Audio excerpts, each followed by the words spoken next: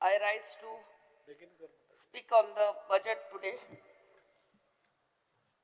The budget projected the receipts for 2026-27 fiscal at 29,181 crore and claimed a revenue surplus of rupees 1,666 crore. Goa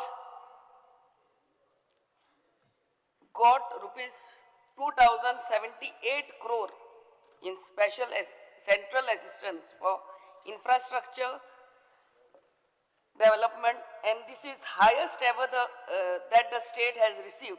This was possible only because of the double engine government.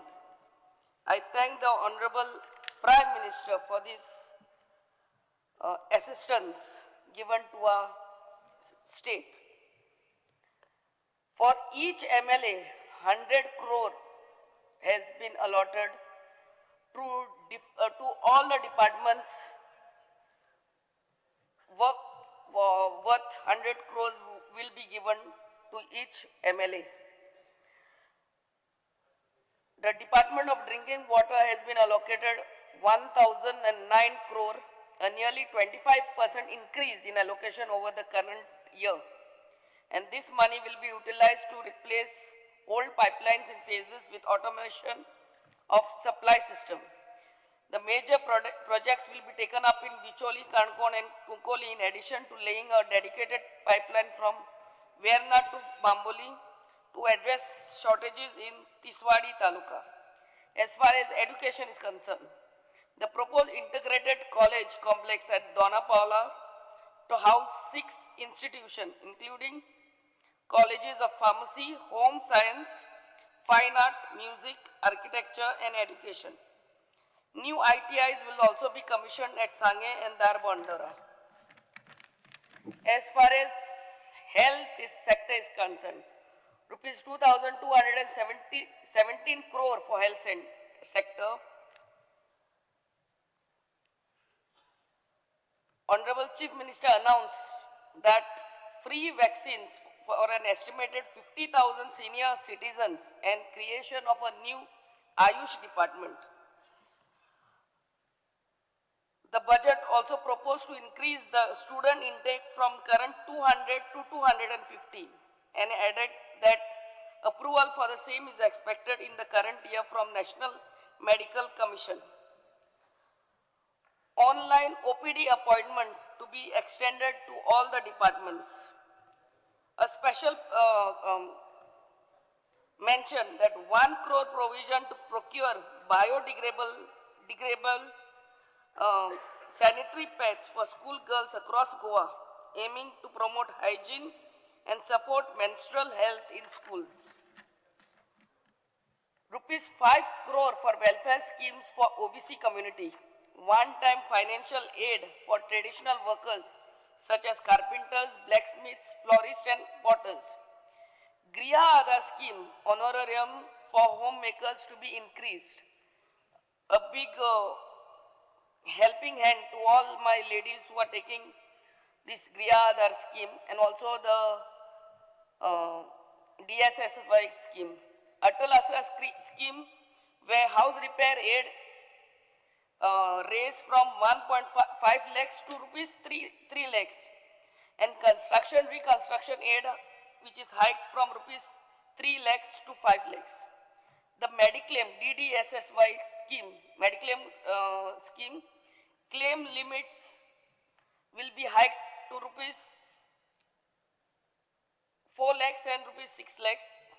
Package rates will be reviewed and cover will also be extended to government staff for treatment at empaneled hospitals in Goa.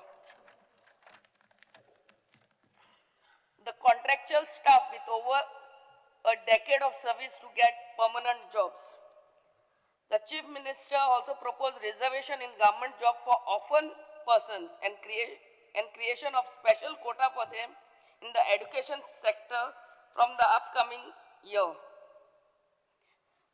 Advertisement to fill up 2,500 vacancies in the government sector would be released this year through Goa Staff Selection Commission, and that as per government recruitment rules, GHRDC employees will be provided with reservation in entry-level posts in various government departments based on requirement. The Chief Minister also said, while announcing to implement the policy to regularize all the contractual employees who have rendered 10 years or more of service in government departments. A special cell in GHRDC has been proposed to train and upskill youth from the state for employment opportunities abroad. The Chief Minister also proposed to enhance the honorarium given to GHRDC employees and confirming them in service under the relevant policy. Giving relief to persons with disability applying to Staff Selection Commission, the government has decided to waive off the application fee and the experience certificate. The government has taken possession of a plot in Ayodhya after paying rupees 25 crore for the construction of Goa Shri Ram Niwas, and the work will commence in the current financial year. The construction of Goa Yatri Bhavan at Vashi, Navi Mumbai will also begin with this year, while the land has been allotted in Pandharpur for the construction of Shri Vittal Rakumai Goa Yatri Niwas. As far as Majhe Ghar scheme is concerned, in order to see that all our Goans, the houses belonging to our Goans get regularized, special camps will be held in 191 panchayats and 14 municipalities to speed up applications. आमचो honourable chief minister मुद्दाम करून एक कॉन्स्टिट्युएन्सीन येवन ही फॉर्मां दिल्ली एक्सप्लेनूय केल्ले, but to see that more and more people come they get the benefit of Majhe Ghar scheme. Special camps will also be held at each panchayat level. Government also aims to resolve long pending Kumeri land issue by December 2026. A new Majhe flat initiative is in the budget proposed under the Corporation Department to provide solace to owners of apartment flats in buildings above 40 years old whose ownership titles are questionable and stuck in the tripartite disagreements between them, the builders and the landowners. The Chief Minister said deemed conveyance to provide clear title in such cases will be issued.